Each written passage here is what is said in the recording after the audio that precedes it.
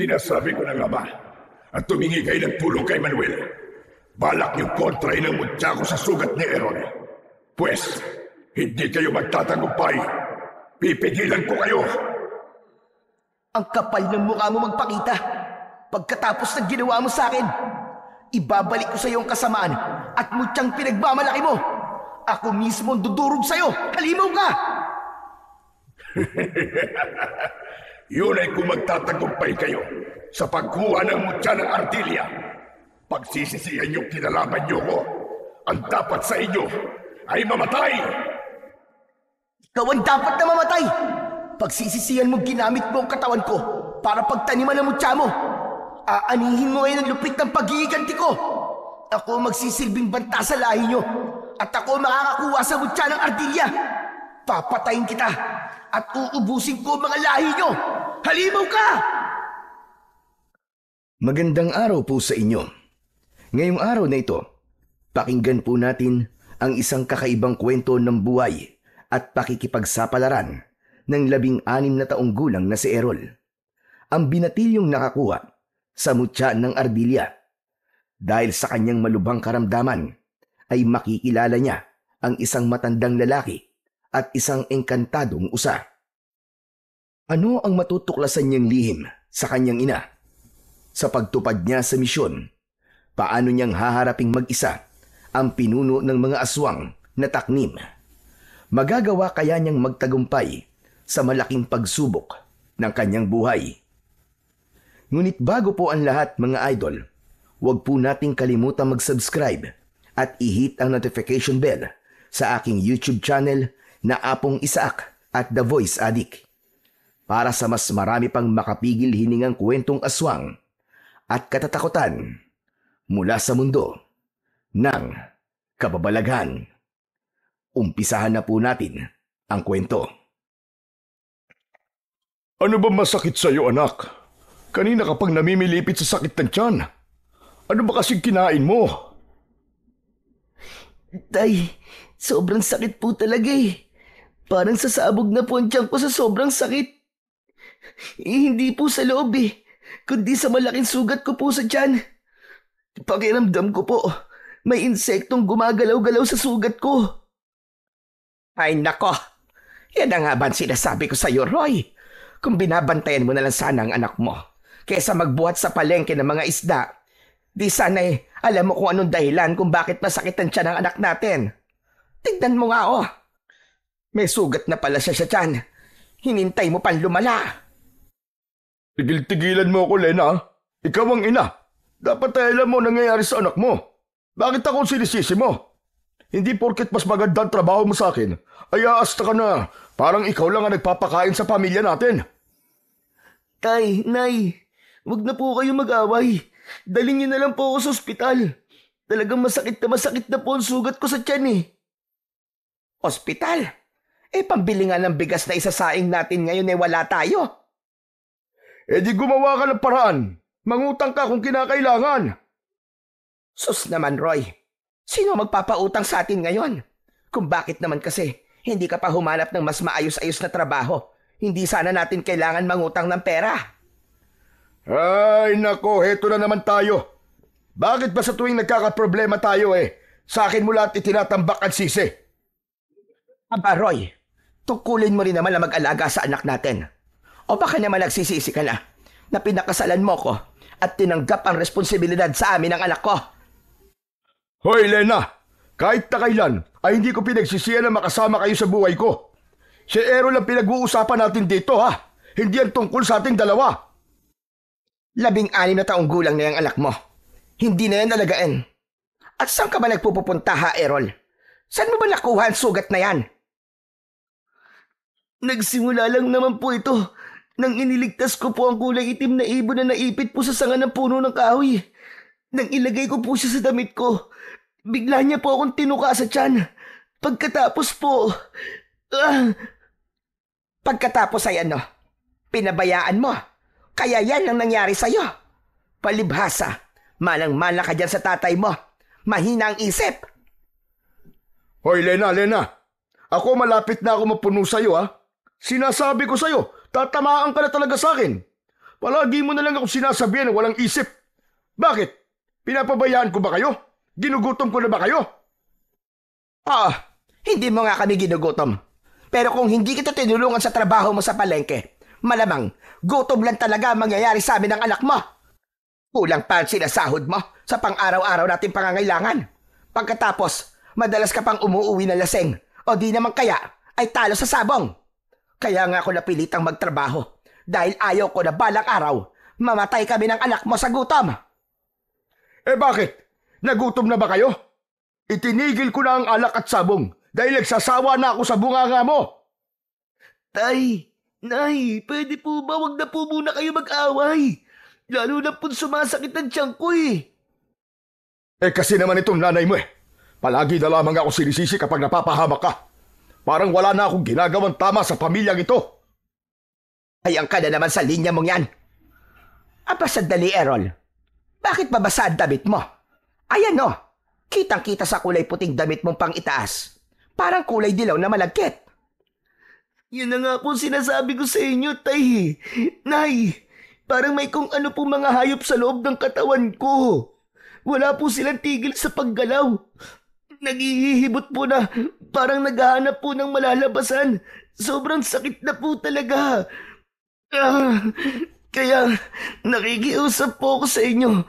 Dalhin niyo na po ako sa ospital o kahit sa albularyo lang po. Matagal na po itong sugat ko. Halos 1 buwan na po ito. Ano ka mo? 1 buwan? Diyos ko naman, Errol. Bakit ngayon mo lang sinabi? Pinalala mo pa. Patingin niya ako, anak. Diyos ko po, saan mo ba nakuha ito? Abay lintik, Roy. Tignan mo sugat ng anak natin sa tiyan. Diyos ko, Errol. Anong klaseng sugat yan? Nagnanaknak na. At kitang-kita pa tumitibok-tibok ang sugat mo. Ayan magang-maga na. Namumulat nangingitim na rin ang palibot ng sugat mo. Mukhang hindi ito tuka ng ibon na. Lumaki na at malapit nang umabot sa sikmura mo. Anak, bakit ngayon mo lang sinabi kung kailan malala na? At parang nabubulok na ang laman ng sugat mo. Yan na nga ba sinasabi ko sa'yo, Lene? Hindi mo inaalagaan ang anak natin. At ikaw naman, wala kang kwenta ka ba? Ang hayop na ito, kung makapagsalita ka alam mo'y nagagampanan ng pagiging ama niya. Bakit? Tama lang naman na sinasabi ko. Ikaw lang ang nakita kong ina na hindi alam ang mga nangyayari sa anak. Tumigil na po kayo, tama na. Tama na po. Nakakapagod na madalas yung pag-aaway. Kaya nga po inilihim ko sa inyo to Dahil alam kong pagtatalunan lamang nyo. Pasensya ka na, anak. Sandali lang. At ikukuha mo na kita ng pamalit ng damit. Muling nahiga sa katre, nagawa sa kawayan ang may 16 na taong gulang na si Errol. Habang nararamdaman niya ang pagtibok-tibok ng kanyang sugat sa tiyan.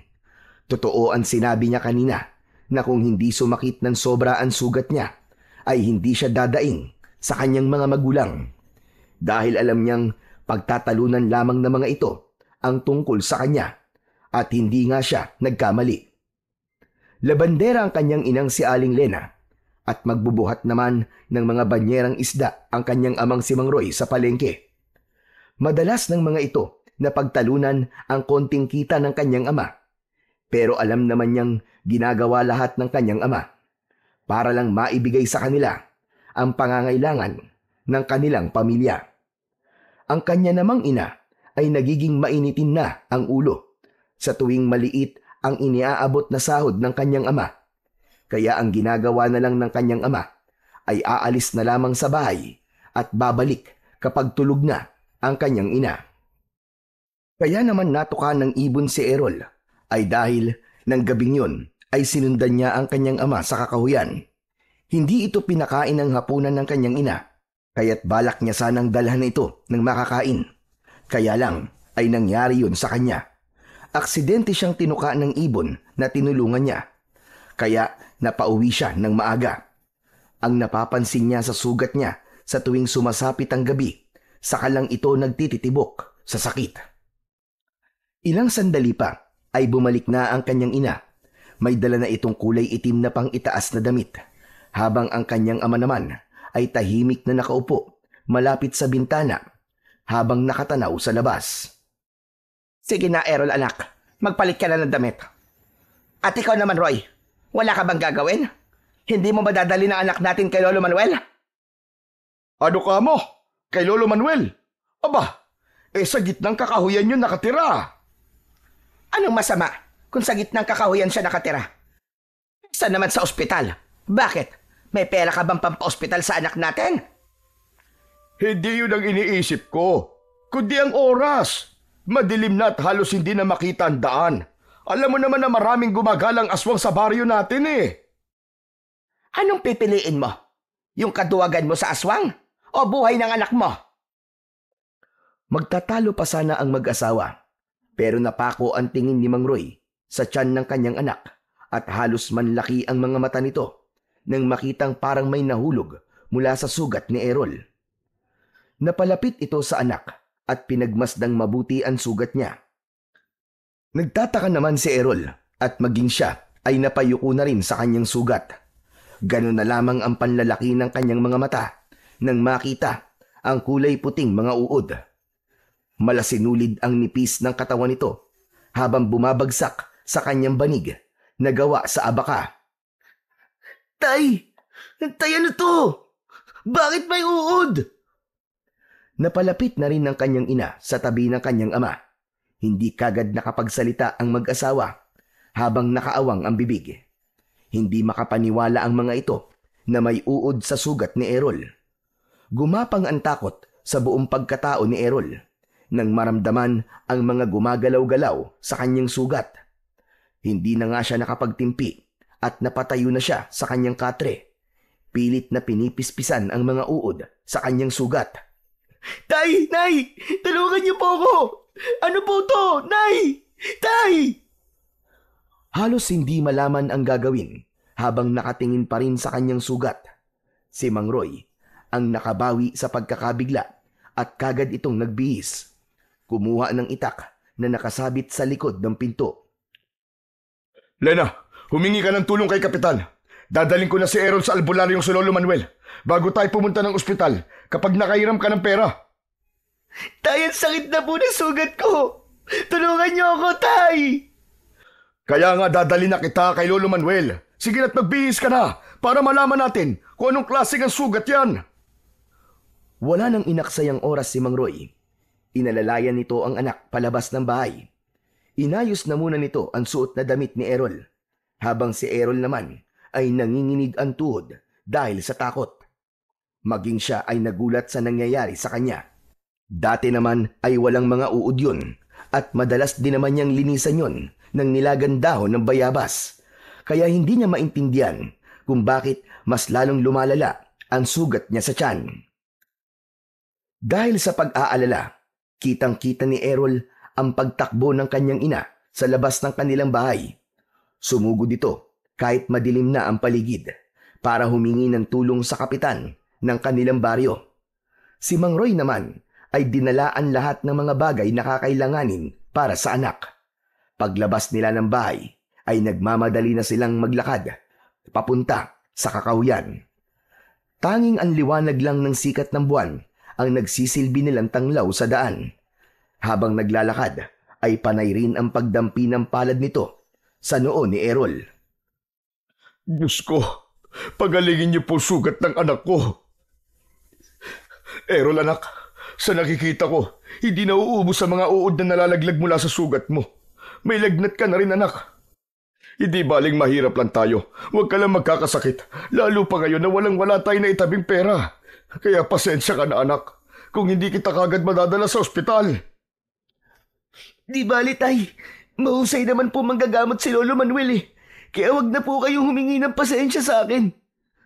Ako nga po ang dapat na humingi ng tawad sa inyo. Dahil pinag-aalala ko po kayo.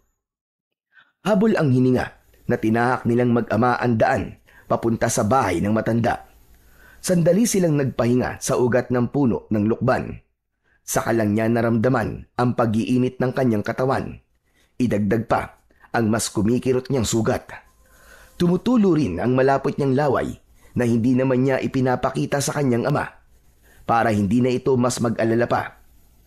Maya-maya pa ay nararamdaman niya ang paninigas ng kanyang daliri sa kanyang mga kamay.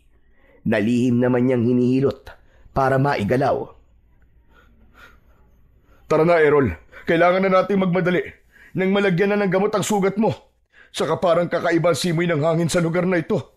Parang may nilalang na nakasunod sa atin dalawa. Tay, pakiramdam niyo lang po yun. Kaya mo pa bang maglakad? Sumasakit pa ba ang sugat mo? Kaya ko pa po maglakad. Kaya lang, masakit na masakit po ang ulo ko. Malayo pa po ba tayo sa bahay ni Lolo Manuel? Tumangulang si Mang Roy bilang tugon sa tanong ni Errol. Nagsimula na ulit silang maglakad at pinasok naman nila ang madilim na bahagi ng kakahuyan. Kasunod nun ay ang malawak na taniman ng palay. Habang naglalakad ay panay na rin ang linga sa huli ang daan ni Errol. Nararamdaman na rin niya ang nararamdaman ng kanyang ama. Lalo pa at may naririnig na siyang yabag ng paa na sumusunod sa kanila. Saka lang nabaling ang atensyon ni Errol sa daan na bahagyang nasisikatan ng liwanag ng buwan hanggang pagsapit sa gitnang kagubatan kung saan natatanaw naman niya ang taniman ng palay. Biglang napahinto sa paghakbang si Mang Roy at mabilis na hinila sa braso ang nakatayong si Errol. Halata sa kanyang ama ang pagmamadali sa paghakbang na parang may nakita itong nakakatakot na nilalang. Tay, bakit po tayo nagmamadali?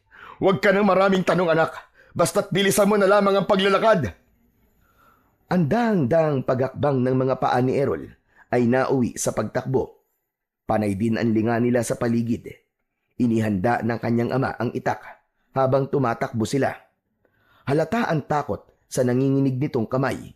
Maya-maya pa ay tumambad sa kanilang dinaraanan ang isang nilalang na abala sa pagkain ng hayop. Nagkikikisay ang baboy ramo sa lupa habang sinisibasib ng nilalang ang dugo nito. Nakadapang nakasubsob sa liig ng hayop ang nilalang. Sarap na sarap ito sa paghigop ng dugo.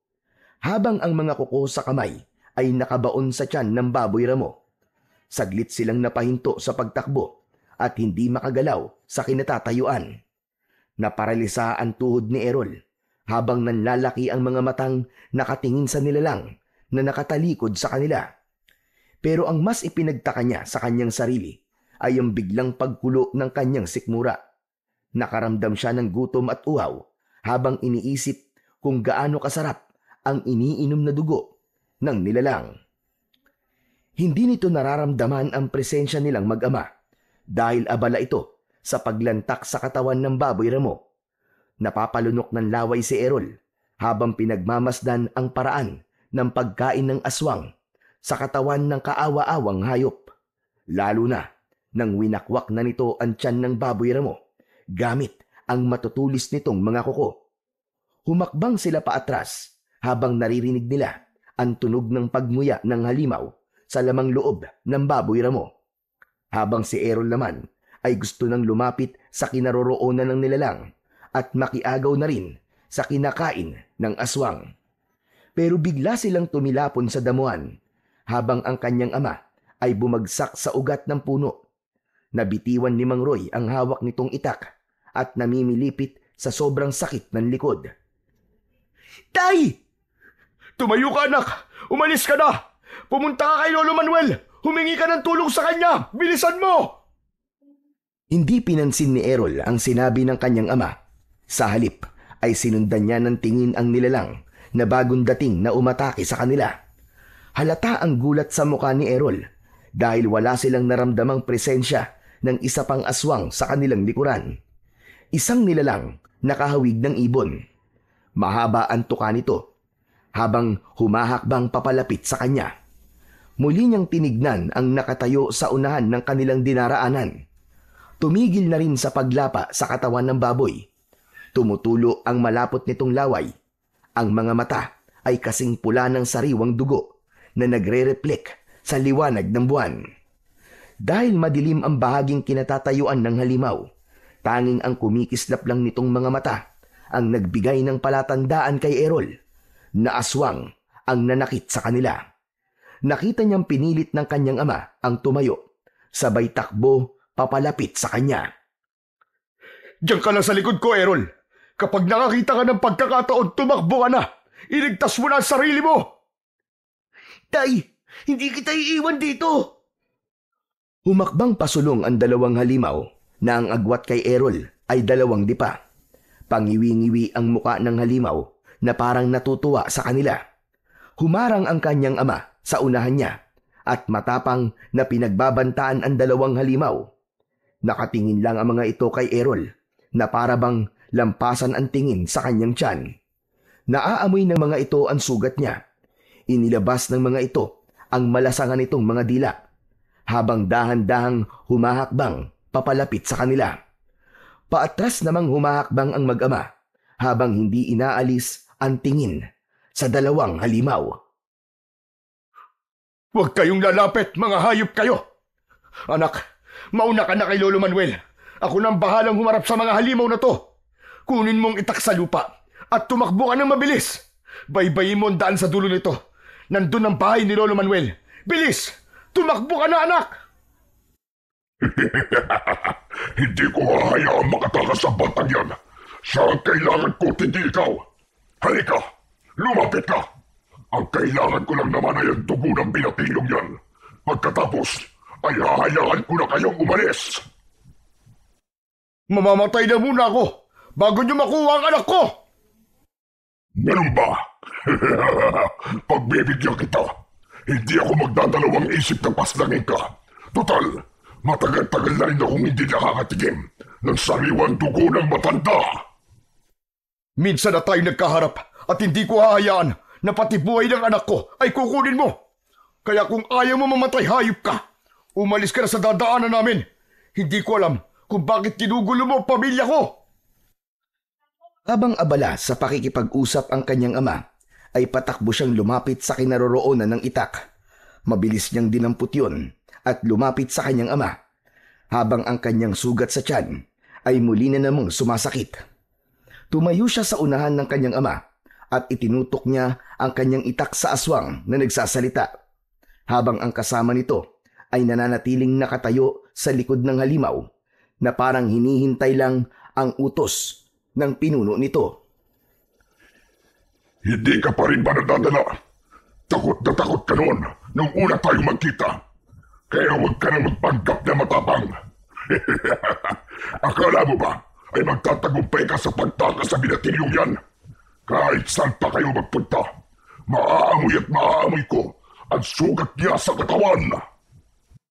Kung ganun, ikaw ang may gawa nito sa tiyan ng anak ko. Gusto mo bang patunayan ko pa? Sa isang iglap ay bigla itong nagsaibon. Hindi siya maaaring magkamali. Ito ang ibon na tinulungan niya at tumuka sa kanyang tiyan. Dala ng bugso ng kanyang damdamin ay bigla niya itong sinugod. Muntik tamaan ang kanina pang nakatayong halimaw, subalit nakailag ito. Galit na galit si Errol na kahit naririnig niya ang boses ng kanyang ama, ay hindi siya nagpaawat. Sakto, sa pagbabalik ng anyo nito bilang isang taong ibon, pinagsususuntok nito ang kanyang tiyan. Pasadsad sa lupa na bumagsak si Errol habang namimilipit sa sakit. Walang hiya ka! Anong ginawa mo sa anak ko? Mabilis na inagaw ni Mang Roy ang itak sa kamay ni Errol at ang kanya namang ama ang sumugod sa pinuno ng halimaw. Kitang-kita niya na hinawakan ng nilalang ang kamay ng kanyang ama at sinuntok ito sa sikmura ng 2 beses. Parang binabayo ng maso ang kanyang dibdib dahil sa lubhang pag-aalala. Kaya't pinilit niyang tumayo para tulungan ng kanyang ama.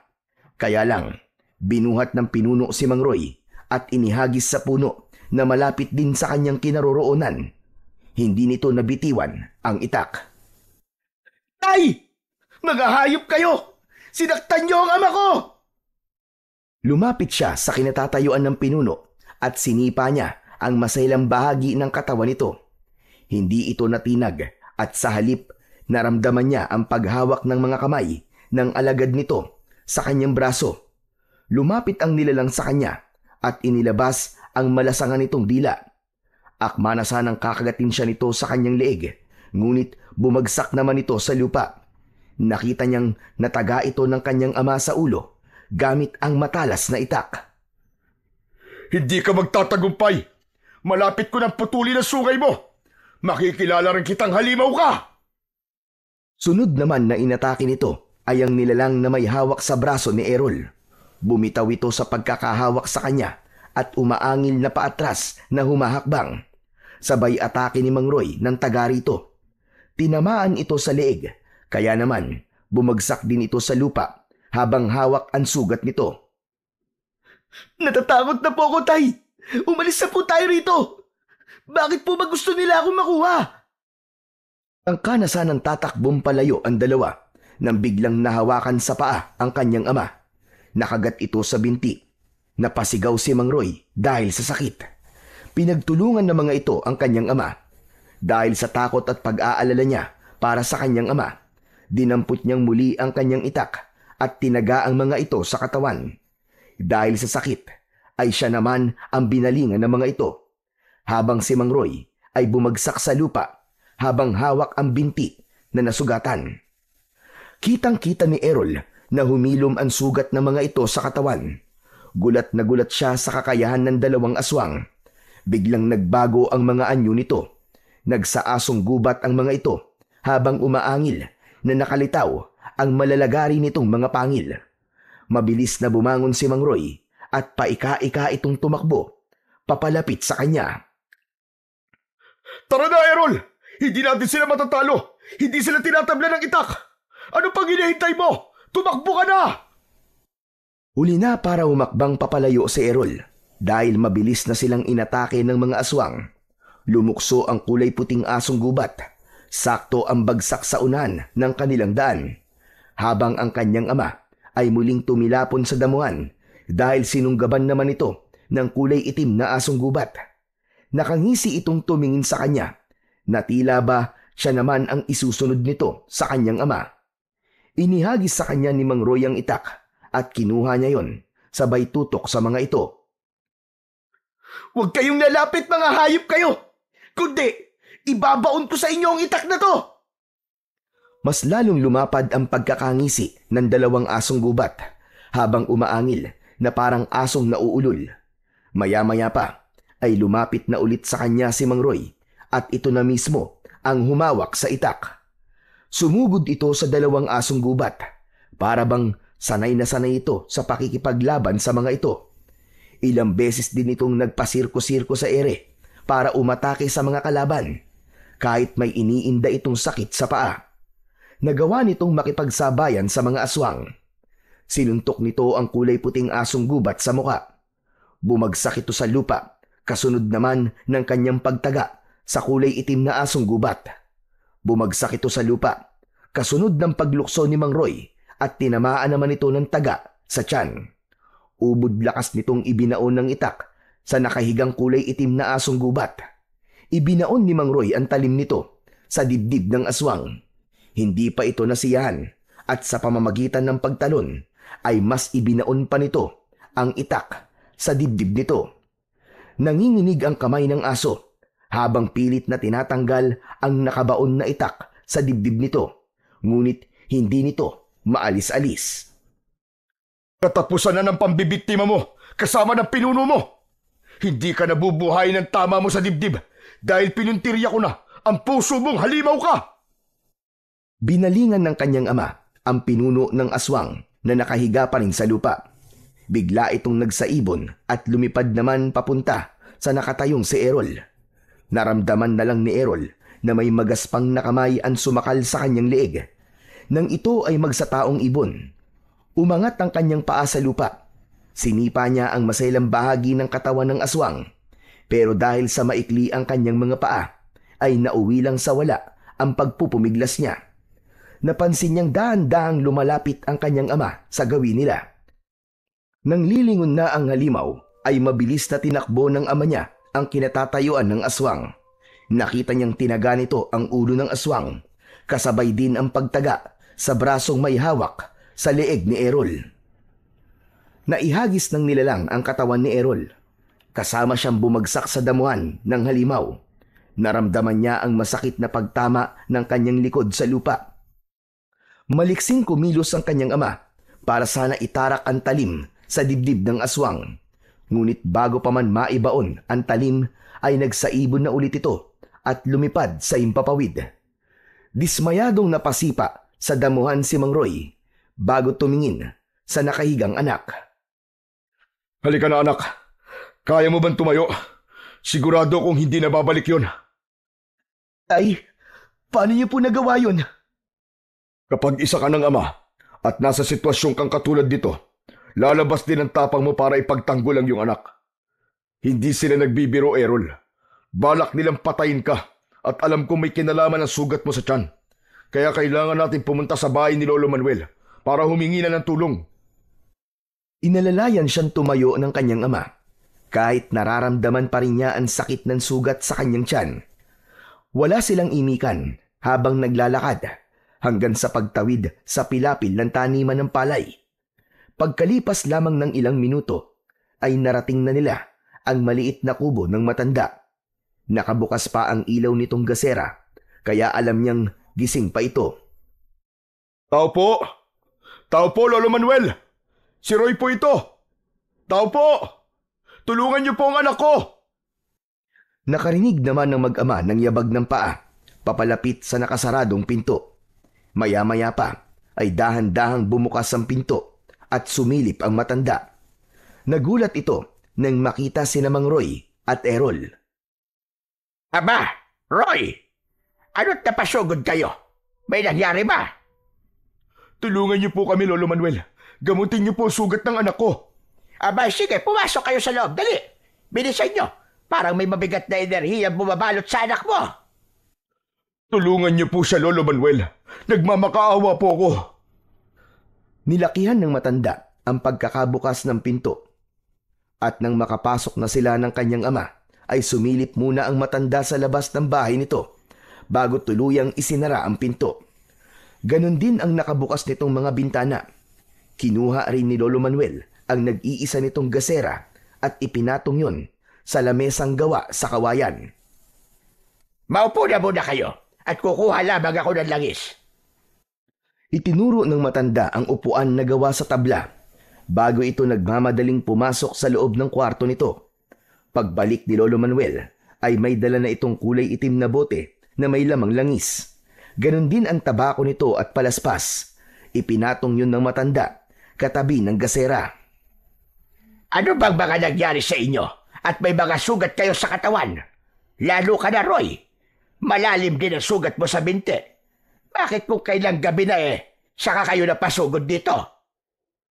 Inilihim po kasi sa amin ng anak ko ang tungkol sa sugat niya sa tiyan. At habang papunta po kami rito sa bahay niyo, hinarangan naman po kami sa daan ng 2 aswang.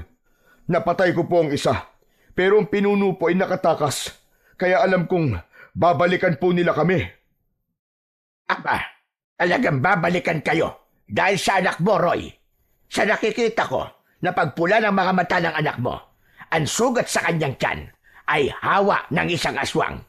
Kung natagalan pa kayo ng paglapit sa akin, matutulad ang anak mo sa mga aswang na humarang sa inyo sa daan. Tay, ayoko po maging katulad nila. Gamutin niyo na po ako, Lolo Manuel. Nakikiusap po ako sa inyo. Ayaw mo pala maging aswang ka. Bakit ginawa mo ito? Bakit naglihim ka sa mga magulang mo? At kung kailan malala na at hindi mo na kaya ang sakit, ay saka mo lang sinabi sa mga magulang mo. Nako, kayo talaga mga bata kayo. Sarili nyo lang ang iniisip nyo. Pasensya na po, Lolo. Tay, hindi ko po akalaing aabot sa ganito ang ginawa kong paglilihim. Ano po bang dahilan ng pagkakaroon ng sugat ng anak ko, Lolo Manuel? May mga nakita na po kasi akong uod sa sugat niya. Natural na magkaroon lang talaga ng uod ng sugat niya. Dahil ang layunin nito ay unti-unting kainin ang mga laman niya. Tinaniman siya ng mutya ng mga aswang. Kaya hindi siya titigilan ng mga ito hanggat hindi nasisipsip ang dugo niya. Kailangan matanggal ang mutya sa sugat niya para mapigilan ang pagkalat ng hawa ng aswang sa buong katawan niya. Alos pagsakluban ng langit at lupa si Errol nang marinig ang sinabi ng matanda. Biglang nagtaasan ang mga balahibo niya sa katawan at ginapangan ng takot sa kanyang dibdib. Maya-maya pa ay itinaas ng matanda ang kanyang damit at nanlalaki ang mga mata nito nang makita ang malaking sugat sa kanyang tiyan. Dali-dali itong nagdikdik ng palaspas, saka inilagay sa langis na ibinuhos naman sa kanyang sugat. Kasunod ang pagsindi nito ng tabako at binugahan ng usok ang kanyang sugat. Nawala ang sakit ng kanyang sugat at napalitan yon ng ginhawa sa kanyang pakiramdam. Nang muli niyang tinignan ang kanyang sugat, ay wala na ang mga uod na gumagapang. Namatay ang mga ito sa langis na ipinahid ng matanda. Nang maibalik na ng matanda ang kanyang damit, ay saka naman nagsalita ang nag-aalala niyang ama. Paano po matatanggal ang mutya ng aswang sa sugat ng anak ko, Lolo Manuel? Ngayon, ang magagawa ko lang ay pigilan ang sakit sa sugat niya. Kailangan niyang humanap ng kontra sa mutya. Isang mutya na magpapalabas sa mutyang nakabaon sa sugat niya. Lolo Manuel, ano po bang klaseng mutya? Ang mutya ng squirrel o ardilya. Kailangan mo makahanap ng mutya na kukontra sa mutya ng aswang. Pero, bakit naman nila tinaniman ng mutya ang anak ko? Saka ano po bang klaseng aswang ang mga umatake sa amin kanina? Sila ang mga nilalang na may kakayahang magpalit-palit ng anyo. Pero mas kilala sila sa pagpapalit ng anyo bilang isang kulay itim na ibon. Kung tawagin sila ay mga aswang na taknim o nilalang na mahilig magtanim ng kanilang mutya sa katawan ng biktima. Kailangan nilang balikan ang biktimang napagtaniman ng kanilang mutya upang patayin. Kumakain din sila ng mga hayop na 4 ang paa. Pero, bakit nga po kung tinaniman nila ng mutya, Lolo? Dahil ikaw ang natsyempuhan nila. Yun lang yun. Hindi naman sila namimili ng pagtataniman. Balak nilang hawaan ka ng pagiging aswang nila at pahirapan na rin dahil sa mga pansarili nilang dahilan. Kaya kailangan mo erol ng mutya ng squirrel bago ka pa matutong kumain ng tao o kaya naman ay mapatay nila.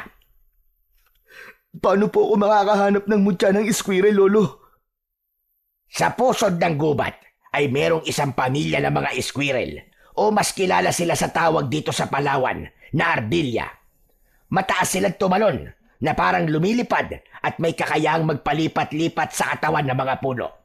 Kaya mahirap silang hulihin. Ang mutya ay hawak mismo ng pinakamatandang ardilya at binabantayan ng mga elementong nakatira sa gubat. Mag-iingat ka sa pagkuha dahil maaari ka mapahamak. Sa sandaling makuha mo na ang mutya, kailangan mo yun lunukin.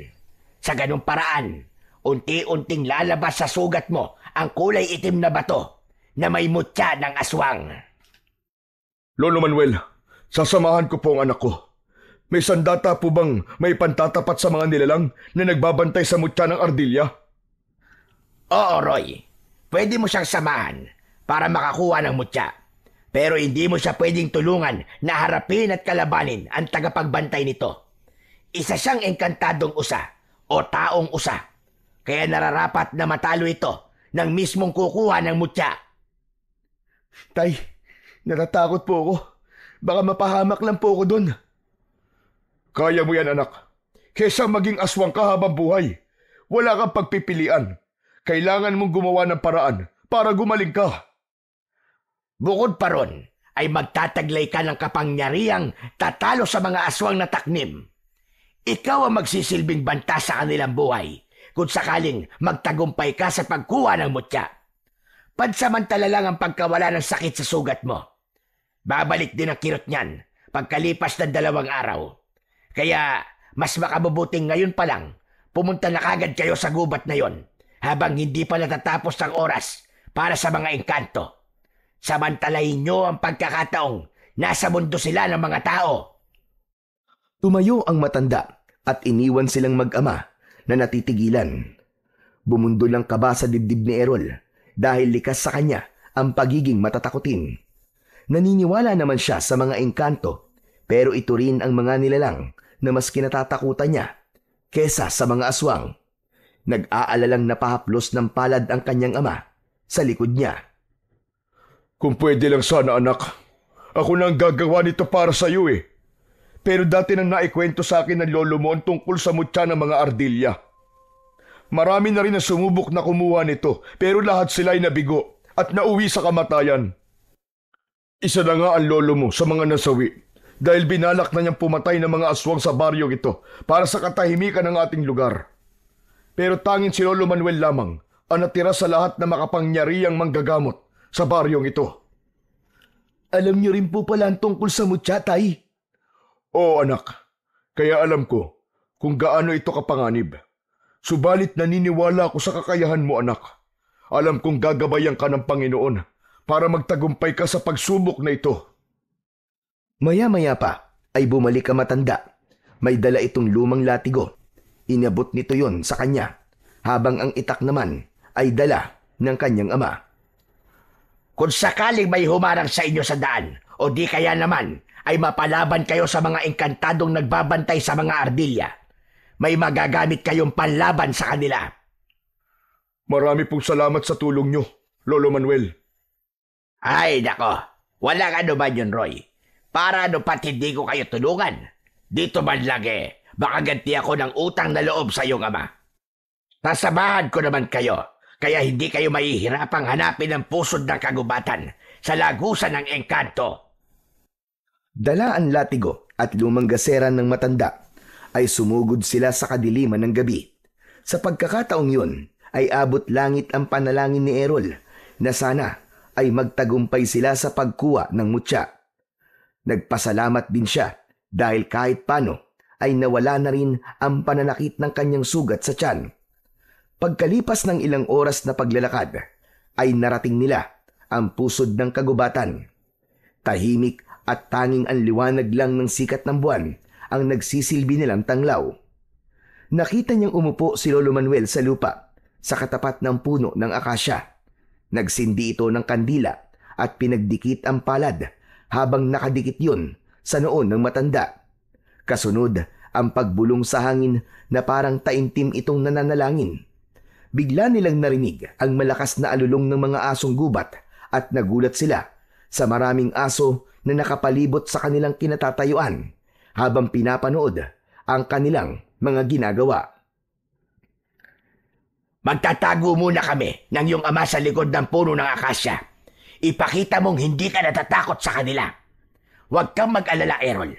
Tinawag ko lang ang mga asong gubat para magbigay ng palatandaan kapag nasa paligid na natin ang mga engkantong nagbabantay sa mutya ng ardilya. Hinahayaan nilang maglaro ang mga squirrel sa puno at malalaman mo lang kung sino ang nagtataglay ng mutya kapag nakita mo ang kanyang mga mata na nagre-reflect sa liwanag ng sikat ng buwan. Gamitin mo ang latigo para makuha ang kanyang atensyon. Nandito lang kami anak, kung sakaling kailanganin mo ang tulong namin. Saktong pagpatay ng sindi ng kandila ang sabay-sabay na pag-alulong ng asong gubat. Lumakas ang hihip ng hangin, kasabay ang pagtigil din ng mga asong gubat sa pag-alulong. Palatandaan yon na nakalabas na sa lagusan ang mga engkantado kasama ang mga ardilya. Napaatras siya ng akbang nang makita ang mga asong gubat na isa-isang umaalis sa kanyang harapan. Tila nararamdaman ng mga ito ang presensya ng mga engkanto. Errol, pakiramdaman mo lang ang paligid. Huwag kang matakot. Kailangan maging alisto ang mga mata mo. Dahil tinawag lamang sila ng orasyon ni Lolo Manuel. Hinigpitan ni Errol ang paghawak sa puluhan ng latigo, saka inilinga ang kanyang paningin sa paligid. Halos mabingi siya sa bilis ng tibok ng kanyang puso dahil sa takot. Maya-maya pa ay nakita niya ang mga ardilya na panayan lukso sa mga katawan ng puno. Papalapit din ang mga ito sa kanya na parabang gustong makipaglaro. Pero nagulat siya sa biglang paglitaw ng nakakatakot na nilalang. Kalahating tao at kalahating katawan ng usa ang engkantadong nagbabantay sa mutya ng ardilya. Hindi niya inaasahan na ganon ang muka ng elementong nakatira sa kabilang mundo. Tila nauunawaan ito kung ano ang sadya niya, kaya bigla siya nitong inatake ng sipa sa kanyang muka. Bumagsak siya sa lupa habang hindi nabibitiwan ang latigo. Napansin naman niya na pigil-pigil ni Lolo Manuel ang kanyang ama para tulungan siya. Hindi ako makakapayag na matalo ako sa labang ito. Ayoko maging aswang, kaya kailangan ko lumaban para sa mutya. Hindi ko hahayaang manalo ang kasamaan sa kabutihan. Sa pagtayo naman ni Errol, ay napansin niyang papasugod sa kanya ang kulay itim na ardilya. Matatalas ang pangil nito na mukhang daga. Balak din ng mga ito na umatake sa kanya dahil parang nararamdaman ng mga ito ang kanyang binabalak. Sa paglukso ng ardilya para kalmutin siya sa muka, ay nagawa niya yung maiwasan. Subalit inatake naman siya ng taong usa. Tinamaan siya sa kanyang sugat sa tiyan, kaya't pasadsad siyang bumagsak sa lupa habang naluluwa ang mga mata dahil sa labis na sakit. Kaya lang, dumating si Mang Gabriel, ang halimaw na una nang umatake kay Errol. Saka lumabas ang kanyang ama sa pinagtataguan nito. Sinasabi ko na nga ba at tumingi kayo ng tulong kay Manuel. Balak niyong kontray ng mutya ko sa sugat ni Errol. Pues, hindi kayo magtatagumpay. Pipigilan ko kayo. Ang kapal ng mukha mo magpakita. Pagkatapos sa ginawa mo sa akin, ibabalik ko sa iyo ang kasamaan at mutyang pinagmamalaki mo. Ako mismo ang dudurog sa iyo, halimaw ka! Yun ay kung magtatagumpay kayo sa pagkuha sa mutya ng ardilya. Pagsisisiyan ninyong kinalaban niyo pa ako, ang dapat sa inyo ay mamatay. Ikaw ang dapat na mamatay! Pagsisisihan mo ginamit mo ang katawan ko para pagtaniman ng mutya mo. Aanihin mo ngayon ang lupit ng pagiganti ko. Ako ang magsisilbing banta sa lahi nyo at ako ang makakakuha sa mutya ng ardilya. Papatayin kita at uubusin ko mga lahi nyo. Halimaw ka! Kasama ang 5 alagad nitong aswang na taknim, sumugod na mga ito sa kinaroroonan nilang mag-ama. Idinamay na mga ito ang nakatayong engkantadong nagbabantay sa ardilya. Ang pinuno ng aswang ang unang sumugod kay Errol. Iwinasiwas nito ang kamay na may mahahabang kuko para sana ay kalmutin siya sa leeg. Subalit naiwasan niya yon at hinagupit niya ito ng kanyang latigo.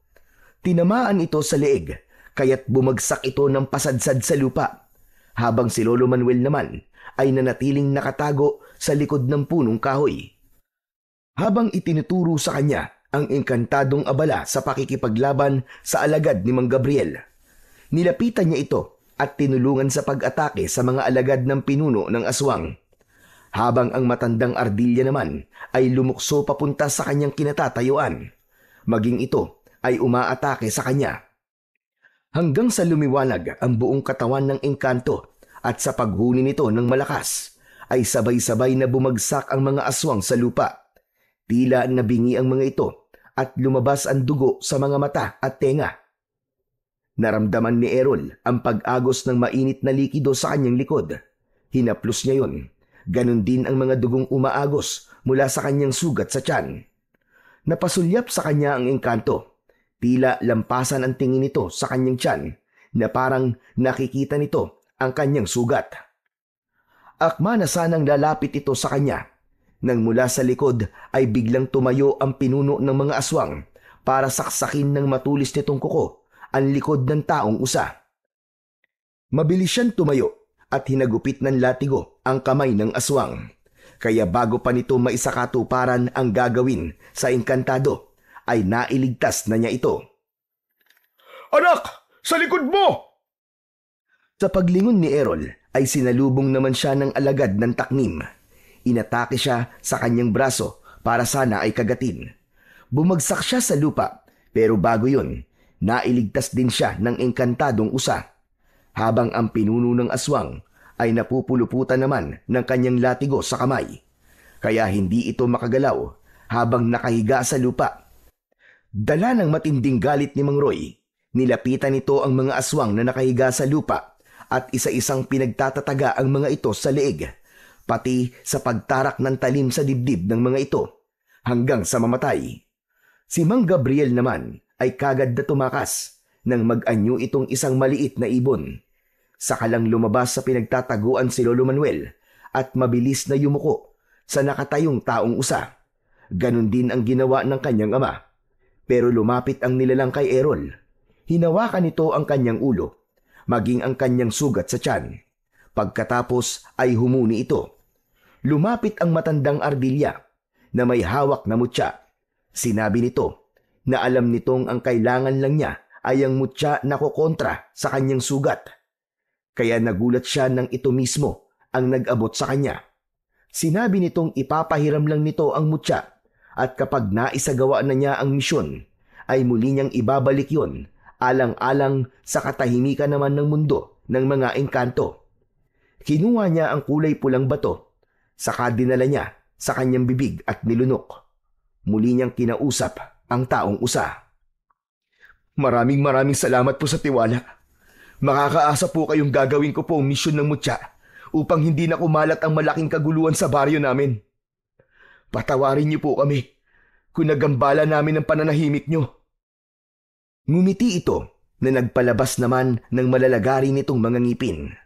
Saka lang niya napansin na kulay berde ang mga mata ng taong usa, maging ang Ardilla na may hawak ng mutya. Sinabi ng engkantado na magtataglay ng lakas, bilis at taas sa pagtalon si Errol. Yun ang epekto ng mutya sa katawan niya, maliban sa pagtanggal ng mutya ng aswang na nakatanim sa kanyang sugat. Bago bumalik ang mga ito sa lagusan, ay hinawakan ng taong usa ang kanyang ulo bilang pagbibigay basbas at pasasalamat nito sa pagkakaligtas niya sa buhay nito. Tumanaw ito ng utang na loob sa kanya. Muntik na siyang makagawa ng masama alang-alang sa kanyang paggaling. Mabuti na lamang at likas sa kanya ang pagiging matulungin sa mga nilalang na kailangan ang tulong niya. At ang mga nangyari naman sa kanya ay isang patunay lang na hindi lahat ng tinutulungan ay mabuting tao. Katulad ng nangyari sa kanya ngayon na pagkatapos niyang tulungan ng ibon ay siya pa ang inatake nito. Pagkatapos magpaalam ang taong usa ay naglakad na sila papunta sa bahay ni Lolo Manuel. Masayang-masaya ang mga ito sa pagkakaroon niya ng mutya ng Ardilla. Bigla rin luminaw ang kanyang paningin, maging ang kanyang pakiramdam sa paligid. Gumaan din ang kanyang katawan at nawala ang iniinda niyang sakit sa tiyan. Hindi ko alam na magtatagumpay ka sa pagkuha ng mutya ng Ardilla. Ang pagpapakita lang pala ng kabutihan ang magiging sandata mo para magtagumpay ka. Hindi ako makapaniwala, anak, sa tapang na ipinakita mo kanina.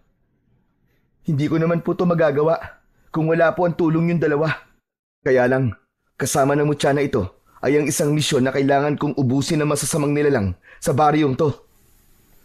Ang hindi lang talaga malinaw sa akin, anak, ay kung bakit sa'yo itinanim ng aswang na yon ang iniingatan nilang mutya. Kung sakaling lumabas na ang mutya ng mga taknim sa sugat ng anak ko, ano na po mangyayari sa bato, Lolo Manuel? Mawawala ang kakayahan ng may-ari ng mutya na makapagpahilom ng kanilang sugat. Madali na siya mapapabagsak. At tungkol naman sa dahilan ng aswang kung bakit si Errol ang pinili, yun ang hindi ko masasagot sa ngayon. Hanggat hindi ako sigurado sa napapansin ko, ay hindi ako maaaring magbigay sa inyo ng mga puna. Sa ngayon, ay kailangan na muna ninyong umuwi sa inyong bahay. Kailangan ng lakas para sa pagtupad mo sa tungkulin bilang isang bagong tagapangalaga ng mutya ng Ardilla. Inihatid muna ng mag-ama si Lolo Manuel sa bahay nito bago sila naglakad pa uwi sa tahanan nila. Ilang oras din ang ginugol nila sa paglalakad bago nakarating sa kanilang bahay. Nadatnan nilang nakatayo ang kanyang ina sa pintuan ng kanilang balkonahe. Pabalik-balik ito sa paglalakad at bakas sa mukha nito ang labis na pag-aalala. Nang makita sila nito, ay tumakbo itong papalapit kay Errol at mahigpit na yumakap sa kanya. Diyos ko! Ang akala ko ay kung ano na nangyari sa inyong dalawa. Bakit ba ang tagal-tagal ninyong umuwi? Kumusta na ang anak natin, Roy? Ligtas na siya. Nalaman kong aswang ang ibon na nanakit sa kanya. Nasa katawan pa rin niya ang mutya ng aswang. Ano ka mo?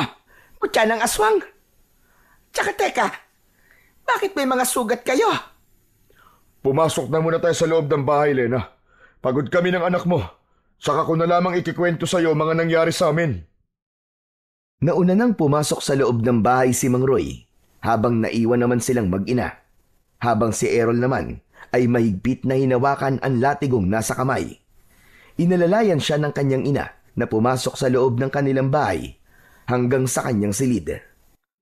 Sige na anak, magpahinga ka na muna. At bukas na lamang natin pag-usapan ang mga nangyari sa inyo ng iyong ama. Saka ito lumabas sa kanyang kwarto habang maingat na isinasara ang kanyang pinto. Maya-maya pa ay narinig niya ang mahinang yabag ng paa ng kanyang ina papalayo sa kanyang silid. Bigla niyang naramdaman ng pagod at antok, kaya naman inihiga na niya ang kanyang katawan sa katre. Itinago niya ang latigo sa ilalim ng kanyang unan, saka mariing ipinikit ang kanyang mga mata. Hindi na malayan ni Errol na nakatulog siyang nakalaylay ang kanyang mga paa sa katre. Kinabukasan ay nagising siya sa mahinang boses ng kanyang ina sa labas ng kanyang silid. Tila may kaaway ito sa labas. Dahan-dahang iminulat ni Errol ang kanyang mga mata at nagulat siyang mataas na ang araw nang tumingin siya sa bintana. Bumangon siya sa kanyang higaan at pinakinggan ang boses ng kanyang ina. Sanay na siya sa araw-araw na pag-aaway ng kanyang mga magulang, pero ibang boses ang naririnig niyang kausap ng kanyang ina. Anong ginagawa mo rito? Ang kapal ng mukha mong tumuntong sa pamamahay ko pagkatapos ng mga ginawa mo. Bakit? Masama bang bisitahin ang babaeng mahalaga sa buhay ko? Tumigil ka. Makakaalis ka na. Bago ka pa maabutan ng asawa ko at marinig ka ng anak ko. Hindi pa ba sapat sa'yo na sinira mo na ang buhay ko? Pati ba naman kami mag-asawa ay guguluhin mo pa? Umalis ka na at huwag na magpapakita sa akin kahit kailan. Hindi ako makakapayag na ipagtabuyan mo na lang ako ng basta. Babawiin kita sa lalaking ipinalit mo sa akin. Anong ipinalit ang sinasabi mo? Kahit na kailan, hindi naging tayo. Walang tayo. Kaya yan ang itatak mo sa isip mo.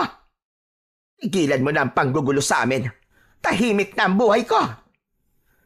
Pwes, hindi mo mararanasan ang katahimikan sinasabi mo, Lena. Gagawin kong miserable ang buhay mo. Huwag mong hintayin na may mangyaring masama sa asawa at anak mo. Kaya bibigyan pa kita ng pagkakataong mamili. Sumama ka sa akin, kapalit ng buhay na mag-ama mo. Subukan mo na nasaktan ang mag-ama ko. Lalong-lalo na ang anak ko. At pagsisisihan mo ang gagawin mo. Isinusumpa ko yan. Ako mismo ang papatay sa'yo. Hindi na ako natatakot sa banta mo, Lena. Tandaan mo ang sinabi ko. Alam mong hindi ako nagbibiro. Aking ka lang at wala nang ibang makikinabang sa'yo. Hindi mo ako pag-aaring hayop ka. Umalis ka na sa harapan ko. Dahil kung hindi, sisigaw ako at ipapahuli kita sa mga pulis. Kapag hindi ka pa tumigil sa panggugulo sa akin, gagawin ko ring miserable ang buhay mo. Babalik ako, Lena. At sa akin ka rin babagsak. Halos manginig ang katawan ni Errol dahil sa palitan ng salita ng kanyang ina at ng lalaking kausap nito. Hindi alam ni Errol na may pinagdadaanan palang ganun ang kanyang ina. Napasilip siya sa siwang ng kanyang pintuan at sakto yun na nakita niya ang lalaking balbas sarado at nakakatakot ang itsura na parang hindi papahuli ng buhay. Bago ito lumabas ng pintuan ay nag-iwan pa ito ng nakakatakot na pagngisi habang nakatingin sa kanyang ina. Mabilis niyang nahila ang pinto ng kanyang silid at hinabol niya ang kakaalis lang na lalaki, pero pinigilan siya ng kanyang ina. Hinawakan siya nito sa kanyang braso. Anak, huwag mong sasabihin sa tatay mo mga narinig mo kanina, ha? Nay, sino po ang taong yun? Dati ko siyang manliligaw at nagbayad ng malaking halaga sa mga magulang ko para pakasalan ko siya. Pero hindi ko siya mahal, anak. Tumakas ako sa bahay ng mga magulang ko at lumayo sa kanya. Hindi ko naman akalaing masusumpungan niya ako rito para manggulo. Kailangan malaman po ito ni tatay. Hindi niyo dapat na inililihim to sa kanya. Nagbanta po siya, Nay, at natatakot po ko na baka kung anong gawin niya sa inyo at sa ama ko. Nangihinang napasalampak ng upo ang kanyang ina sa mahabang bangko na gawa sa kahoy. Napapasabunot ito sa buhok habang napapahagulgol ng iyak. Ramdam na ramdam niya ang bigat at takot sa nanginginig nitong boses. Kaya naman, nayakap na lamang niya ito ng mahigpit. Nay, huwag po kayo mag-alala. Nandito lang po ako. Sige, kung ayaw niyo pong sabihin kay tatay ang tungkol sa taong yun, kayo po ang bahala. Pero sana po, Nay, ipagtapat niyo na po kay tatay ang tungkol sa lalaking yun. Buhay na po natin na nakataya rito. Lalo pa, at sa nakikita ko po sa kanyang muka, na hindi po siya nagbibiro sa banta niya na yun. Alam ko, anak, at napatunayan ko na yon. Kaya nga natatakot ako sa gagawin niya. Diyos ko, hindi ko na alam ang gagawin ko, anak. Isang malalim na buntong hininga ang pinakawalan ni Errol bago niya iniwan ang kanyang ina. Buong araw na inabala ni Errol ang kanyang sarili sa pagsasanay ng palihim gamit ang kanyang mutya at latigo. Maya-maya pa ay nakaramdam naman siya ng pananakit ng kanyang sugat. Itinaas niya ang kanyang damit pang itaas at gano'n na lamang ang gulat niya nang bumagsak sa lupa ang kulay itim na bilog na bato. Dinampot niya yon sa lupa at pinagmasdan. Nakakunot ang kanyang noo nang sipatin yon sa sikat ng araw. Bigla niyang naitago ang mutya nang meron siyang narinig na pag-angil ng aso sa kanyang likuran. Kahit may presensya ng araw, ay biglang lumitaw ang 4 na asong gubat na may mapupulang mga mata. Nakatingin ang mga ito sa kamay niyang may tangan ng mutya ng aswang. Tumutulo ang mga laway nito habang nakangising nakalabas ang malalagari nitong mga ngipin. Inilinga niya ang kanyang paningin sa paligid. Napansin niya, siya lang at ang 4 na asong gubat lang ang naroroon at wala ang pinuno ng mga ito. Anong kailangan nyo, ha? Ito ba? Sige, kunin nyo kung kaya nyo. Tamang-tama to. Nagsasanay ako ngayon. Baka kayo ang pagpraktisan ko. Idinaan ni Errol sa pagyayabang upang hindi mahalata ng mga ito na kinakabahan siya ng mga sandaling yon. Lalo pa at malalaki ang kanyang kalaban. Bigla niyang naramdaman ang pag-iinit ng kanyang buong katawan. Saktong pagsugod ng mga ito ang pagtalon niya ng mataas. Hinagupit niya ang kulay itim na asong gubat ng kanyang latigo. Tinamaan ito sa leeg, kaya't bumagsak ito ng pasadsad sa lupa. Habang ang 3 pang kulay itim na asong gubat ay sabay-sabay namang sumugod sa kanyang kinatatayuan. Bigla siyang kumilos ng mabilis. Maging siya ay hindi makapaniwalang naiiwasan niya ang pag-atake ng mga asong gubat. Sinamantala niya ang pagkakataon. Mabilis niyang hinagupit ang mga ito ng kanyang latigo. Tinamaan niya ang 2 asong gubat sa likod at nagulat siya sa biglang paggapang ng sugat nito sa katawan hanggang sa matunaw ito sa lupa na parang nasusunog. Ganon din ang nangyari sa una niyang nakalabang asong gubat hanggang sa isa na lang ang natitira. Ano, ha? Lalaban ka pa ba, asong bangaw? Pagkatapos kong tunawin ng mga kasama mo, bumalik ka na sa kuta nyo at hinahamon ko ang pinuno mo. Hindi ba't ito naman ang gusto niya? Pakisabi sa kanya na nagkamali siya ng pinagtaniman ng mutya dahil ito mismo ang gagamitin ko para mapatay siya. Mahina na ang pinuno mo. Kaya kung mahal mo pa ang buhay mo, umalis ka na at magpakalayo-layo. Ipinakita niya ang kanyang galit sa pamamagitan ng paghagupit niya ng latigo sa lupa. Napaatras ang natitirang asong gubat dahil sa takot. Saka ito kumaripas ng takbo papalayo sa kanya, habang bahag ang buntot. Nahabol niya ng tanaw ang papalayong asong gubat at muling sumagi sa isip niya ang ginawa niyang paghahamon sa pinuno ng mga ito. Nakarating yun sa kanyang ama, kaya galit na galit itong pinagsabihan siya. Gabi yun at nadatnan siya nitong naghahanda ng mga sandata para lumaban sa mga aswang. Alam niyang ang kanyang ina ang nagsabi dito sa balak niyang gawin. Pambihira! Talaga ba nagpapakamatay ka na, ha, Errol? Ikaw pa mismo naghamon sa mga aswang na taknim para sa isang labanan na ikaw lang mag-isa ang haharap. Hindi na po ako makapaghintay, tay. Nakalimutan na po ba ninyo na ito po ang misyon ng mutya na nasa katawan ko kapalit po ng paggaling ko? Nasa kamay ko na rin po ang kanilang mutya. Kaya kahit hindi ko po sila hamunin ng away, susugod pa rin po sila rito para kunin sa mga kamay ko ang mutya. Pero kailangan mo pa ng konting panahon para magsanay, anak. Kulang pa ang kakayahan mo para labanan ang pinuno nila. May tiwala po kung hindi po ako pababayaan ng Panginoong Diyos, Tay. Marami na po silang napapatay. Panahon na po para tapusin na ang kanilang kasamaan. Biglang bumukas ang pinto ng kanyang silid at pumasok ang kanyang ina. Bakas sa mukha ni Aling Lena ang pag-aalala para sa anak. Samantalang si Mang Roy naman ay halata ang pagtitimpi ng galit sa ginawa ni Errol.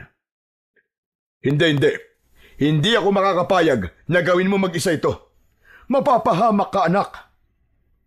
Meron ba kayong lihim na mag-ama na hindi sinasabi sa akin? Huwag ka na makialam dito, Lena. At bakit hindi ako makikialam, Roy? Dinig na dinig ko sa labas ang pagtatalo niyo mag-ama tungkol sa mutya ng aswang. Roy, umalis na lang tayo rito at kalimutan ninyo ang misyon. Nay, hindi po pwede. Kahit saan po tayo magpunta, masusundan nila tayo at patuloy lamang silang papatay ng mga inosenteng tao. Haharapin ko po ito dahil ito po ang nagligtas sa buhay ko. Hindi po ako natatakot mamatay kung alam ko naman pong nasa panig ako ng kabutihan. Matigas talaga ang ulo mong bata ka. Kapag may naisip ka, yun na talaga ang gagawin mo. Hindi mo man lang iniisip ang mararamdaman naming mga magulang mo. Kung hindi ko naman po ito gagawin, Tay, sila rin po ang susugod dito para patayin tayong lahat. Hindi na natapos ang iba pang sasabihin ni Errol nang bigla niyang naramdaman ang pag-iinit ng kanyang katawan. Indikasyon yun na nasa paligid na ng kanilang bahay ang mga aswang na taknim. Napansin ng kanyang ama ang bigla niyang pagtayo at paglapit sa bintana. Sumunod dito sa kanya at gano'n na lamang ang panlalaki ng mga mata ni Errol nang makita ang pangkat ng mga aswang habang nakatayo sa labas ng kanilang bakuran. Pero ang mas ikinagulat pa ni Errol, ang lalaking nakatayo sa unahan ng mga alagad nito. Hindi siya maaaring magkamali. Ito ang lalaking bumisita at nagbanta pa sa kanyang ina. Nag-aalalang napatingin si Errol sa kinatatayuan ng kanyang ina. Kaya naman, lumapit ito at tumingin din sa mga nilalang na nasa labas. Diyos ko po! Si Gabriel! Kailan pa nakarating ang hayop na yan sa baryo natin? Kung ganun po, Tay, kilala niyo po ang taong yan? Oo, anak. At hindi ko akalaing siya pala ang pinuno ng mga aswang. Ang totoo ay nagpunta siya rito at pinagbantaan niya ako, Roy. Patawarin mo ko kung inilihim ko to sa'yo. Hindi ko alam na siya pala ang pinuno ng mga aswang. Huwag kang mag-alala, Lena. Hindi ko hahayaan na magtagumpay ang hayop na yan. Nasaktan tayo. Kaya pala, ganun na lamang ang galit niya sa akin. Ilabas niyo na ang hambog na batang yan. Pinatay niya ang mga alagad ko. Ngayon naman, hinahamon niya ako. Ako na mismo lumapit sa inyo. Pagmasdan mo, Lena, ang gagawin ko sa pinagmamalaki mong pamilya. Hindi ka magtatagumpay, hayop ka! Pinasahan mo ako ng mutya. Ngayon naman, bawiin niyo sa akin kung kaya mo! Anak, huwag mong gawin ito. Tumakas na tayo. Sa palagay ko, ay tama ang anak mo, Lena. Walang mangyayari kung patuloy tayong tatakas para lumayo sa kanya. Lalaban na kami ng anak mo. Yun na lang ang tanging paraan. Roy, nakikiusap ako. Umalis na tayo. Tumakas na lang tayo at magpakalayo-layo. Alam mo kung ano ang dahilan. Ayokong dumating ang oras na pareho natin pagsisihan ito. Tumigil na po kayo, Nay. Nakapagpasya na po kami ni Tatay.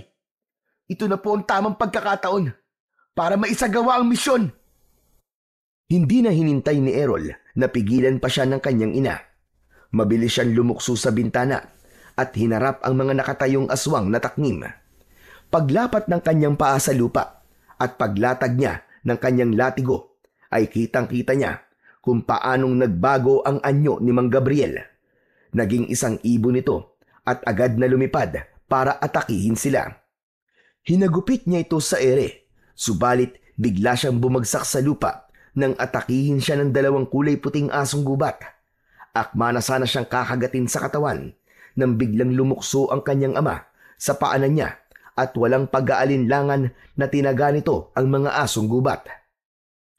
Tinamaan ang aso sa likod at bumagsak ito. Kaya naman, mabilis na bumangon si Errol at parang walang nangyari na nagawa niyang maakyat ang puno.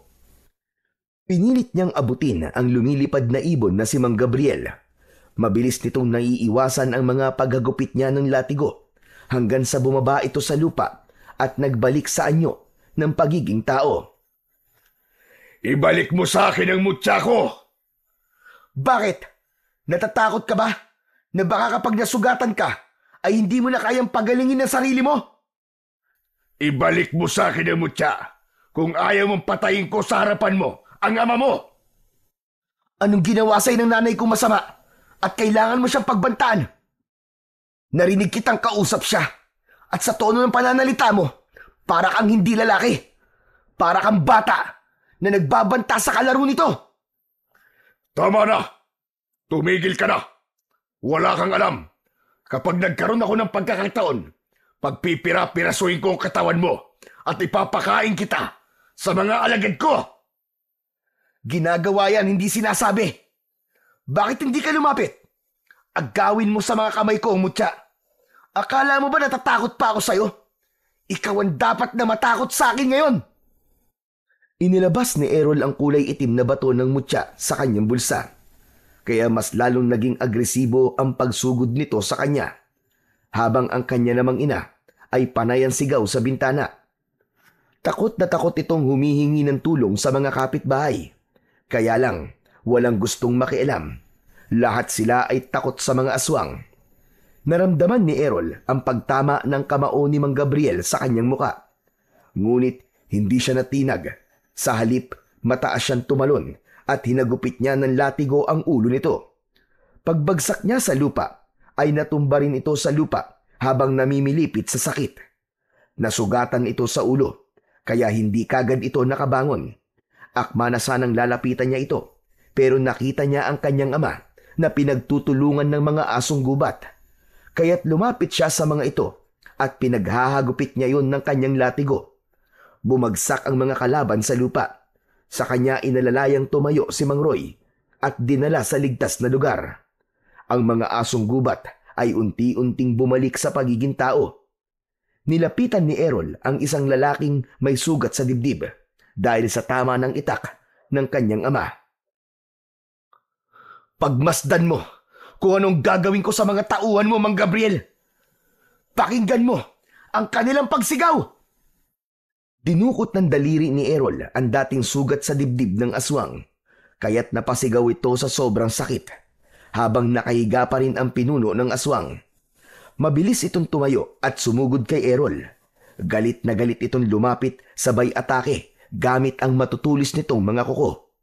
Kaya lang, biglang lumiwanag ang buong katawan ni Errol. Epekto yon ng kanyang mutya sa katawan. Nasilaw ito sa liwanag, kaya't napataklob ito ng mga mata. Sinamantala niya ang pagkakataon na yon. Paulit-ulit niya itong inundayan ng suntok sa tiyan hanggang sa muli itong natumba, pasadsad sa lupa. Errol anak, tama na yan. Huwag kayong magpatayan.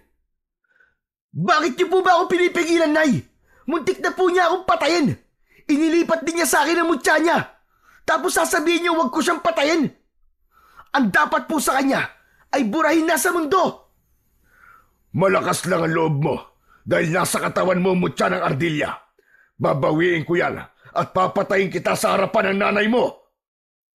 Dala ng takot ay dali-daling bumaba ng hagdan ang kanyang ina at lumapit sa kanilang dalawa. Habang si Mang Roy naman ay nakasandal sa dingding ng bahay nila. Tumutulo ang dugo nito sa lupa habang tinatakluban ng palad ang sugat nito sa dibdib. Dahil sa nakita ay mas lalong bumugso ang galit niya sa dibdib.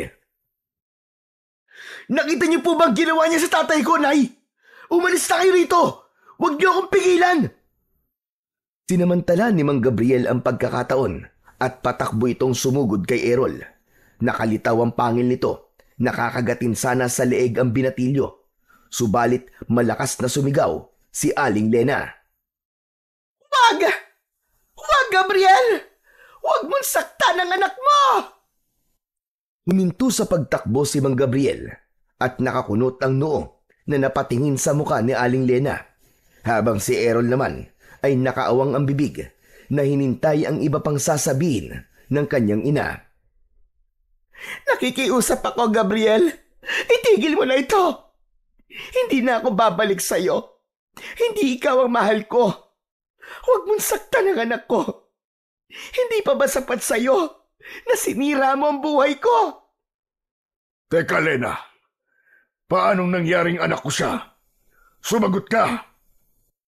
Nagbunga ang kahayupan mo sa akin. Nagbunga ang pang-aabuso mo ng gabing yon. At si Roy ang sumalo sa kahihiyan at responsibilidad mo bilang isang ama. Lumayo na ako dahil gusto kong lumayo sa kasamaan mo. Pagkatapos, natuntun mo kami para lang muling guluhin ang buhay ko. Hindi. Hindi totoo yan. Nagsisinungaling ka lang para hindi ko siya paslangin. Pagmasdan mo ang kanyang mga mata, ang kanyang labi, sinong nakikita mo? Sumagot ka! Hindi ka ba nagtataka na mabilis mong naitanim sa kanyang mutya mo bilang aswang? Dahil kadugo mo siya. Anak mo siya, Gabriel! Sariling dugot laman! Hindi! Hindi, Nay! Hindi ko siya ama! Wala akong dugong aswang! Hindi ka nahahawaan ng pagiging aswang, anak. Dahil likas na sa dugo mo ang pagdaloy ng pagiging aswang mula sa iyong ama. Pero iba ka sa kanya, anak. Dahil lumaki kang mabuting tao, pinalaki ka ng iyong ama na may mabuting puso. Pero siya, sagad sa impyerno ang kasamaan niya. Nagmahal lang ako, Lena. Kaya ko yun nagawa sa'yo. Kaya ako naging masama. Pero hindi ko kayang patayin ang sarili kong anak. Sinabi ko naman sa iyo, di ba? Pagsisisihan mo ito kung napatay mo ang iyong anak. Subalit huli na ang lahat para itama ang pagkakamali. Dahil may paniniwala ang mga aswang na taknim na kung sino man ang tataniman ng mutya ng aswang ay kailangan mamatay sa kamay nila at maiinom ang sariwa nitong dugo. Tumayo ang mga aswang na nakahandusay sa lupa. Ganon din ang iba pang nagtatagong aswang sa likod ng mga puno. Napaatras si Errol sa dami ng aswang na lumitaw sa kanilang harapan. Nay, alalayan niyo po si tatay papasok sa bahay natin. Ako po ang haharap sa kanila. At hindi ko patatawarin ang pinuno nila. Kahit siya pa ang tunay kong ama. Anak, wag. Nakikiusap ako. Huwag niyo na po akong pigilan, Nay. Ginahasa lamang kayo ng demonyong yan. Kaya naging anak niyo ako. Pero kailanman ay hindi ko siya matatanggap na ama. Ang dapat sa kanya ay magdusa at mamatay. Mag-iingat ka, anak. Hindi kita pipigilan sa desisyon mo. Dahil kahit ako nasa katayuan mo, papatayin ko ang demonyong yan dahil sa pagsira niya sa buhay ni Lena. Tumigil na kayo, parang awa niyo na. Huwag kayo magpatalo sa tawag ng galit sa dibdib niyo. Errol, anak, huwag mo itong gawin kung ayaw mo magsisi sa huli. Tama na. Alam kong walang kapatawaran ang ginawa ko. At hindi ko sinasadya yun, anak. Patawarin mo ko. Hindi ko alam na anak kita. Hindi mo ako anak, demonyo ka. At lalong hindi kita ama. Hinintay ni Errol na pumasok ang kanyang ama sa loob ng kanilang bahay. Bago niya hinarap ang mga aswang, siya ang unang lumapit sa asong gubat na nakatayo sa likuran ng kanyang ama. Pasugod ang mga ito para umatake sa kanya. Sa paghagupit niya ng kanyang latigo ay nagulat siya sa pagbabago ng kanyang anyo. Tinubuan siya ng mga balahibo sa kanyang katawan hanggang sa magmukha na siyang ardilya o squirrel. Kaagad siyang lumukso sa katawan ng puno. Sabay talon siya sa mga kalaban sa likod ng kanyang ama. Pero sadyang may angking bilis ang kalaban. Nagawa nitong mailagan ng unang pag-atake niya. Sinakmal siya ng kulay itim na asong gubat sa kanyang braso. Katindi ng kagat nito sa kanyang braso ay ramdam na ramdam niya ang malakas na pagsipsip nito sa kanyang dugo. Napasigaw siya sa matinding sakit. Kasabay ng pagganti niya ng kagat sa braso nito, hindi para inumin ang dugo, kundi para matanggal ang bibig nito sa balat niya. Nabitiwan niya ang latigo at bumagsak yon sa lupa. Nagulat pa siya sa biglang pagsigaw ni Mang Gabriel. Layuan niyo ang anak ko! Pero imbis na makinig ang mga tauhan nito sa pag-atake sa kanya, ay mas lalo lamang ang mga ito na naging agresibo. Hindi na ito nakikinig sa kanyang ama, kaya naman isa-isang kinagat nito ang sariling tauhan. Iniligtas siya ng kanyang ama. Maya-maya pa ay bumalik ang kanyang ina. May dala itong asin at sinabuyan ang mga asong gubat, kasabay ng pagliwanag ng buong katawan ni Errol. Napaso ang mga aswang sa kanyang liwanag, kasama ang kanyang ama na bumagsak sa lupa. Ang ibang may mga sugat sa katawan ay nagkikikisay na parang hindi kinaya ang epekto ng mutya ng ardilya. Patawarin mo ko, anak. Napakasama kong ama. Hindi ko alam. Anak, alam mong hindi kita magagawang saktan. At pagkatapos, ako pa naging dahilan kung bakit kanila gustong patayin. Walang salitang gustong lumabas sa bibig ni Errol. Dahil hanggang sa mga sandaling yun, ay naguguluhan pa rin siya sa bilis ng pangyayari. Hindi niya alam kung ano ang mararamdaman niya. Kailangan umalis na kayo sa lugar na ito, Errol. Isama mo ang iyong ina. Pati na ang iyong amang si Roy. Kumilos na kayo. Nakikiusap ako. Bilisan niyo na. Tumakas na kayo. Biglang namutla ang muka ni Mang Gabriel nang mapansin ang paglaki ng sugat nito sa dibdib. Pinilit nitong tumayo habang nakaharang sa kanyang unahan. Nakaharap ito sa sariling alagad. Parang may kirot sa kanyang puso nang maintindihan niya kung ano ang ibig nitong sabihin. Parang alam niya ang gagawin nito. Bilisan nyo! Marami pa silang paparating para bawiin ang mutya. Patawarin mo ko, anak, sa mga nagawa ko. Sa pagkakataong yun ay biglang tumulo ang kanyang luha mula sa kanyang mga mata. Hindi niya alam na may pagbabago pa pala sa isang uri ng aswang na katulad ng kanyang ama. At kahit hindi ito tumitingin sa kanya, alam niyang pumapatak ang luha nito sa mga mata habang nakatayo at nakatingin sa madilim na bahagi ng kakahuyan. Tay, pwede ko ba kayong mayakap? Natigilan si Mang Gabriel. Mabilis itong humarap sa kanya at iniilang hakbang lang ang mga paa na napayakap sa kanya. Humagulgol ito ng iyak habang nagpapasalamat at humihingi pa rin ng tawad. Mahigpit yun na parang yun na ang huli nilang pagkikita. Nang bumitaw ito sa kanya at akma ng tatalikod, inabot niya rito ang mutya. Tay, sa tingin ko po ay mas kakailanganin niyo to. Tara na po, sumama na po kayo sa amin. Huwag na ninyo akong intindihin. Anak, patawarin mo si tatay ha. Nagpatalo ko sa tukso ng kamunduan. Kaya imbis na humingi ng tawad sa iyong ina, ay ginulo ko pa siya. Pangako, babawi ako sa inyo. At ikaw na ang bahalang humingi ng tawad kay Roy at sa nanay mo. Huwag mong sabihin yan, Gabriel. Matagal na kitang napatawad. At huwag mong iiwan ang anak mo. Kailangan ka pa niya. Hindi ka mamamatay. Lena, sa dami na nagawa kong kasalanan, wala nang puwang para sa akin ang mabuhay sa mundong ito. Huwag mong sabihin yan. Sumama ka na sa amin. Mukhang huli na ang lahat para tumakas, Lena. Nandito na ang mga kauri ko. Sinundan ni Errol ng tingin ng kanyang ama sa likod ni Aling Lena. Isa-isang nagsilabasan mula sa kakahuyan ang mga nilalang na may nakakatakot na itsura. Para itong mga aso na ikinakaskas pa ang kaliwang paa habang nakangising nakatitig sa kanila. Huwag kayong mag-alala. Ako ang harap sa kanila.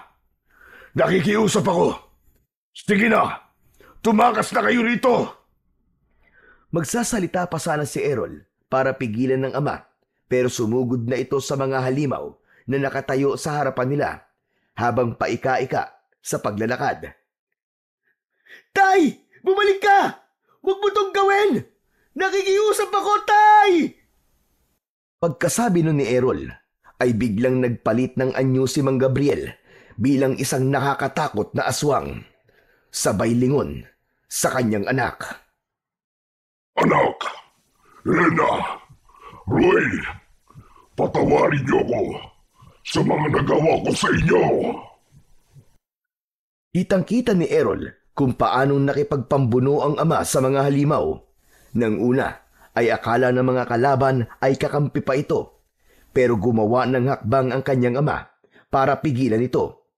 Kinagat nito ang sariling alagad. Hindi ko maaaring pabayaan si Tatay, Nay! Pumasok kayo sa loob ng kubo! Samahan niyo po si Tatay! Walang mangyayaring masama sa amin ni Tatay Gabriel! Ngunit paano ka, anak? Ililigtas ko po si Tatay. Kahit na anong mangyari, ama ko pa rin siya kahit pagbali-baliktarin man ang mundo. Ibubuwis niya ang kanyang buhay para sa atin. Sapat na pong patunay yun na totoo ang paghingi niya ng tawad. Patakbong sumugod si Errol papunta sa mga nagkakagulong mga asong gubat. Bawat hagupit niya ng kanyang latigo sa mga ito ay isa-isang bumabagsak ang mga kalaban sa lupa, habang ang kanyang ama naman ay mahusay rin na nakikipaglaban sa sarili nitong mga alagad. Magkakasunod na paggagupit ng kanyang latigo ang ginawa niya sa mga nilalang na umaatake sa kanila. Lahat ng tamaan ng kanyang sandata ay bumubula ang bibig na parang nalalason at natutunaw na parang nauupos na kandila. Dala ng matinding emosyon ay isa-isang nilalapitan ni Errol ang mga nakabulagtang katawan ng mga halimaw. Pinagsasasaksak pa niya sa katawan gamit ang kanyang matutulis na kuko. Tuluyan na ngang naging isang ganap na aswang si Errol. Nagmistula siyang taong ardilya sa kanyang anyo dahil sa mutya. Bawat pag-atake niya ay tinutulungan siya ng kanyang ama. Sakto naman ang pagdating ni Lolo Manuel. Kasama nito ang kanyang amang si Mang Roy at ang kanyang inang si Aling Lena. Bigla din nilang narinig ang pagsigaw ng mga taong bayan na may mga dalang mga kahoy at ang iba naman ay may dalang mga itak. Sinugod na mga ito ang mga aswang na taknim. Mabuti na lamang at nagawa nilang makabalik sa dati nilang anyo bago pa man makita sila ng taong bayan. Tatay Gabriel, maraming salamat po sa tulong niyo. Ako ang dapat na magpasalamat sa iyo, anak. Tinulungan mo ko magbago. Kailangan ko nang umalis. Babalik na ako sa lugar namin ng nanay mo. Gabriel, maraming salamat. Maraming salamat sa iyo. Ako ang dapat na magpasalamat sa iyo, Lena. Lalong-lalo na sa iyo, Roy. Maswerte si Lena at ikaw ang kanyang pinakasalan. At ikaw naman, Errol, ipagpatuloy mo lang ang pagtulong sa iyo kapwa. Sana'y palagi mong tatandaan na kahit wala ako sa tabi mo, mananatili kang laman ng puso ko. Salamat sa pagtanggap sa akin bilang ama mo. Paalam. Nang maubos ng taong bayan ang mga aswang, ay sinamahan naman sila ni Lolo Manuel para bumalik sa pusod ng kagubatan. Katulad ng kanilang napagkasunduan, muling ibinalik ni Errol ang mutya ng ardilya. Maaaring walang halos ginampanan ang kanyang mutya sa katawan, pero naging daan yon para lumiwanag ang isip ng kanyang ama. Nakamit nito ang kapatawaran at nagawang itama ang pagkakamaling nagawa sa kanilang mag-ina. Masayang tinanggap ng taong usa ang kanyang mutya. Pagkatapos ay may iniabot ito sa kanya, isang buhay na ardilya o squirrel. Sinabi nitong alagaan niyang mabuti ang ardilya dahil may kakayahan daw itong pumigil sa paglabas ng kanyang tunay na anyo bilang isang aswang. Isa raw yung pabuya sa ginawa niyang pagtupad sa kanyang pangako. Kung ganun po una pa lang, ay alam ni ninyong isa akong aswang? Tumango-tango ang taong usang at sinabi nitong hindi lahat ng aswang ay masama. May karapatan pa rin silang mabuhay at tulungang hindi maging masamang nilalang. Hindi ko akalaing sa kauna-una ang pagkakataon ay nagkamali ako sa iyo, Errol. Akala ko ay dahil sa mutya, kaya ka may hawa ng aswang. Iyon pala ay talagang nananalaytay sa mga ugat mo, ang pagiging aswang. Wala pa rin naman nagbago. Siya pa rin ang anak ko, Lolo Manuel. Sobra siyang nagpapasalamat sa pagtanggap sa kanya ni Mang Roy bilang isang anak. Kahit na hindi niya ito totoong ama. Kahit na kailan ay hindi nito ipinaramdam sa kanya na hindi siya nanggaling dito. Masaya silang naglakad pabalik sa kanilang tahanan. Magmula ng gabing yon ay kumalat ang balita tungkol sa mga aswang na taknim. Naging sikat si Errol bilang isang binatilyong nakakuha ng mutya ng ardilya na lumaban sa mga aswang. Ngunit hanggang sa kasalukuyan ay itinatago pa rin ni Errol sa mga kababaryo niya ang kanyang pagiging aswang. Pero ganun pa man, ginagamit niya ang pagiging aswang sa pagtulong sa kanyang kapwa, laban naman sa mga masasamang tao o sa mga aswang na manggugulo sa kanilang baryo. 2 beses sa isang buwan na dinadalaw siya ng kanyang ama at naging maganda naman ang pakikitungo nila rito. Lalo pa at tuluyan na nga itong nagbago. Patunay lamang ito na kahit gaano pa kasama ang isang tao ay may pagkakataon pa rin na magbago. Kahit na ang isang aswang.